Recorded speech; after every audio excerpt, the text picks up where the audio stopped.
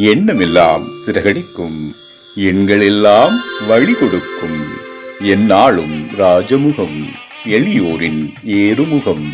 எந்த நிலை வந்தாலும் வந்த நிலை மாறாத நமது Rajanilai. Rajanilai TV, channel of astrology.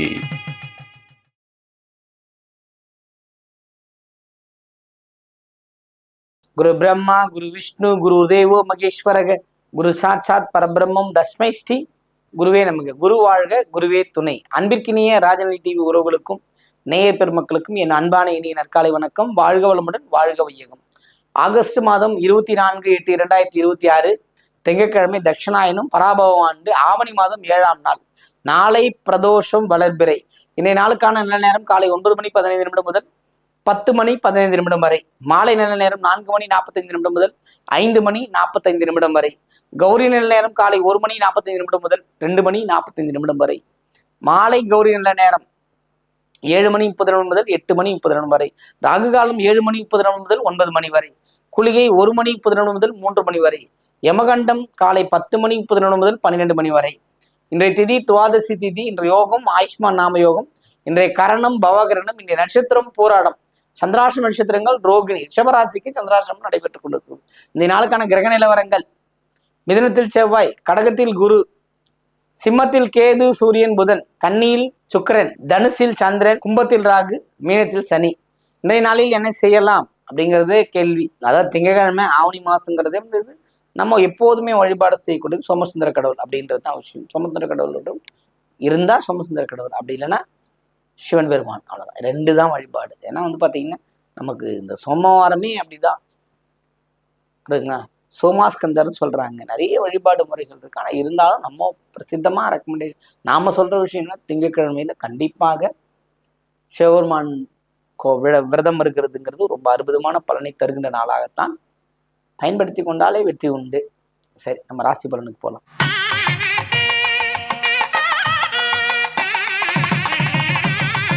எப்போதும் தன்னை முன்னிலைப்படுத்தி கொண்டு அனைவரோடும் பழகக்கூடிய ஆற்றல் கொண்ட மேஷராசி அன்பர்களுக்கு இன்றைய நாள் எப்படி இருக்கும் அப்படின்னா, இந்த நட்சத்திரத்தின் அடிப்படையில் தான் எல்லா பலனும் சொல்றேன். இப்போ நட்சத்திரம்னு பார்க்கும்போது நமக்கு நம்ம இந்த இடத்துல 9ஆம் இடம் வேலை செய்யுது. பாக்கியஸ்தானத்தை நோக்கி சந்திரன் பயணம் பண்ண ஆரம்பிச்சார். அப்போ லாபங்கள் ஏற்படுவதற்கான வாய்ப்புகள் உங்களுக்கு உண்டு. இன்றைய நாள்ல லாபகரமான நாள். தந்தை வழியிலையோ தாய் வழியிலையோ ஏதோ ஒரு வகையில் உங்களுக்கு ஒரு வரவுகள் ஏற்படுகின்ற ஒரு நல்ல நாளாக இந்த நாள் இருக்கிறது. வாழ்த்துக்கள்.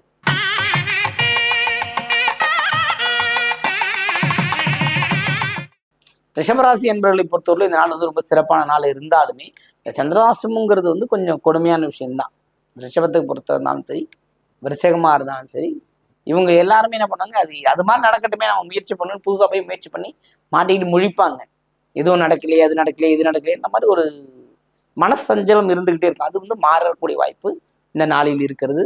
இந்த நாளில் வந்து சில விஷயங்கள் பார்க்கும்போது நீங்க எல்லாம் ஜெயிக்க முடியும். அந்த அளவுக்கு ஒரு முன்னேற்றமான ஒரு அமைப்பு இந்த நாளில் இருக்கிறது. பயன்படுத்திக் கொள்ளுங்கள்.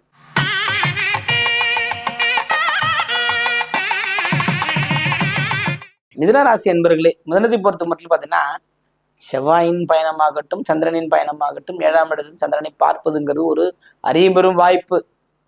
நீங்க பாருங்க, செவ்வாய் மேஷத்தில், மிதுனத்தில் செவ்வாய், கடகத்தில் குரு, சிம்மத்தில் குரு, இப்படின்னு ஒரு தொடர்ந்து ஒரு அமைப்பு இருக்கு இல்லைங்களா. இது வந்து ஒரு அதிர்ஷ்டத்தையும் யோகத்தையும் குறிப்பிடுகின்ற கிரக அமைப்புகள். இந்த நாள் வந்து சிறப்பான செய்திகள் கிடைக்கும், சிறப்பான பலன்கள் கிடைக்கும். நல்ல ஒரு வாய்ப்பு இந்த நாளில் இருக்கிறது. அதை பயன்படுத்தி கொண்டாலே மிதுனம் நல்லபடியா வெற்றி பெறும். ஏன்னா அந்த 2 முயற்சியோடு இருக்கிறவங்க நீங்க. நம்ம என்னதான் சொன்னாலும் ஒரு முடிவுக்கு வாங்க முடிவு, அதுலேயும் குழப்பங்கள் இருந்துகிட்டு தானே இருக்கும். இப்போ இந்த குழப்பங்கள் தீரணும் அப்படின்னும் போது நீங்க நல்லபடியா உங்களோட தன்மையை மாத்திக்கணும். உங்களோட பூஜை முறைகளை சரியா பயன்படுத்துனீங்கன்னா இந்த நாள் வந்து உங்களுக்கு ஒரு சிறப்பான நாளாக இருக்கும்.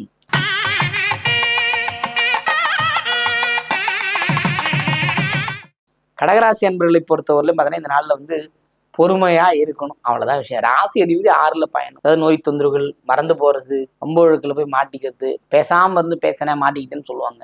பொறுமை இழக்க வைக்கக்கூடிய நாளாக இந்த நாள் இருக்கிறது. அமைதி காக்கவும்.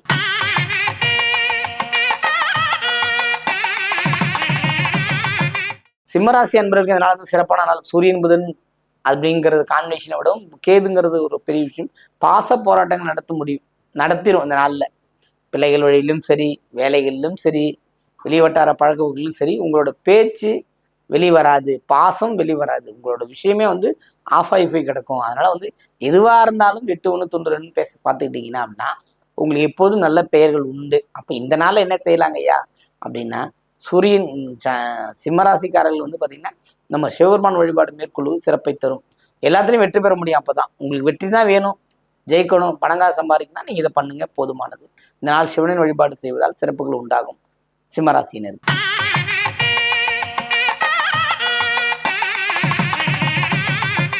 கன்னிராசி என்பவர்களுக்கு இதனால் பார்த்தீங்கன்னா ரொம்ப சிறப்பான நாள், மகிழ்ச்சிகள் உண்டு, ரொம்ப பெருமைப்படக்கூடிய அமைப்புலாம் உண்டு. நான் தானே பண்ணேன், நீ தானே பண்ணேன், இது நீ பண்ணியா நான் பண்ணியான்னா இல்லை, நம்ம எல்லாரும் சேர்ந்து பண்ணுவோம், நல்லா இருக்கட்டும் சொல்லி ஒரு சண்டையே பரிவர்த்தனை, அதாவது பேச்சின் மூலமாக முடிக்கக்கூடிய அளவுக்கு ரொம்ப வல்லமை உண்டு. இனி நீங்க அந்த டெக்னிக் தான் பயன்படுத்துறது. யார் வந்து கேட்டாலும் ஆமா பார்த்துக்கலாம் விடுங்க, நீங்க போங்க நான் பார்த்துக்கிறேன், நான் செய்யறேன் அப்படிங்கிற மாதிரி வார்த்தைகள் சொல்லணும்.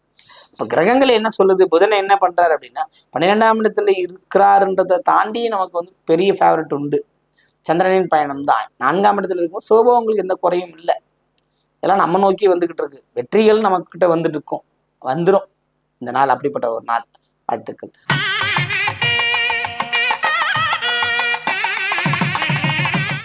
துலாம் ராசி என்பவர்கள் பார்த்தீங்கன்னா இதனால வந்து ரொம்ப ஹை டெம்பரேச்சரிங் பாயிண்ட் ஒர்க் பண்ணும். என்ன பண்ணாலும் தீர்வு இல்லை, மன சந்தோஷம் இல்லை, ஓய்வு இல்லாமல் மனசு கடந்த அலைப்பாயுதுன்னு சொல்றாங்களே, அது உங்களுக்கு தான் நடக்கும். புரியுங்களா? இன்னைக்கு கொஞ்சம் ரெஸ்ட் எடுங்க, கொஞ்சம் ஃப்ரீயாக இருங்க, அப்பதான் கொஞ்சம் ரிலாக்ஸாக இருக்க முடியும். அப்படிப்பட்ட ஒரு நாளாக இதனால் இருக்கிறது. மனத்தெளிவும் ஓய்வும் கிடைக்கும்.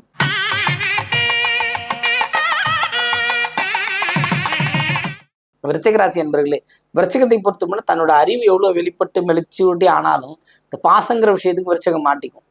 தேல் மாதிரி கொட்டுவோம், எல்லாம் பண்ணுவோம், பலதரப்பட்ட வேலைகள் செய்வோம், இதெல்லாம் நம்ம டேலண்டேஷன். ஆனா மற்றவங்களை குறை சொல்லும் போது அது அடிபட்டுரும், மைனஸ் ஆகிடும். அதனால பிறர் குறை சொல்லாமல் தன்னுடைய விஷயத்தை நீங்க யோசிச்சு ஆரம்பிச்சீங்கன்னா அது கீர்த்தி பெரிதாகும், வளர்ச்சி பெறும் என்பதை உறுதியாக சொல்லலாம்.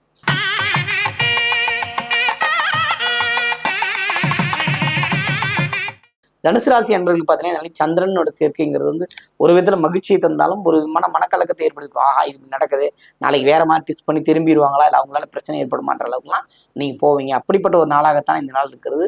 கவனமாக இருந்து வாழ்க்கையை மகிழ்ச்சியாக பயணப்பட பாருங்கள். வாழ்த்துக்கள்.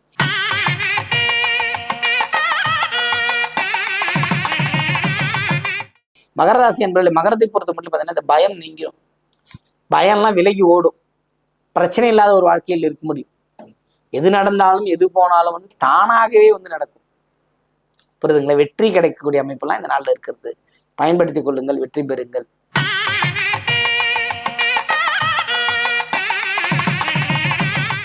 கும்பராசி என்பவர்களுக்கு ராகுவின் பயணம்ங்கிறத விட ரொம்ப பர்ஃபெக்டான ஒரு விஷயம் கொடுக்கும். ரொம்ப அற்புதமான நாள் உங்களுக்கு. எல்லா கிரகமும் நமக்கு, சனி 2ஆம் இடத்துல இருக்கிறாரு, இருந்தாலுமே நமக்கு நம்மளுடைய ஃபேவரட்டான கிரகங்கள்லாம் நமக்கு வாய்ப்பு கொடுக்க காத்துக்கிறது. அப்போனா அது நல்ல நாள் தானே. இந்த நாள் உங்களுக்கு ஏற்றம் மிகுந்த நாளாக இருக்கிறது. வாழ்த்துக்கள்.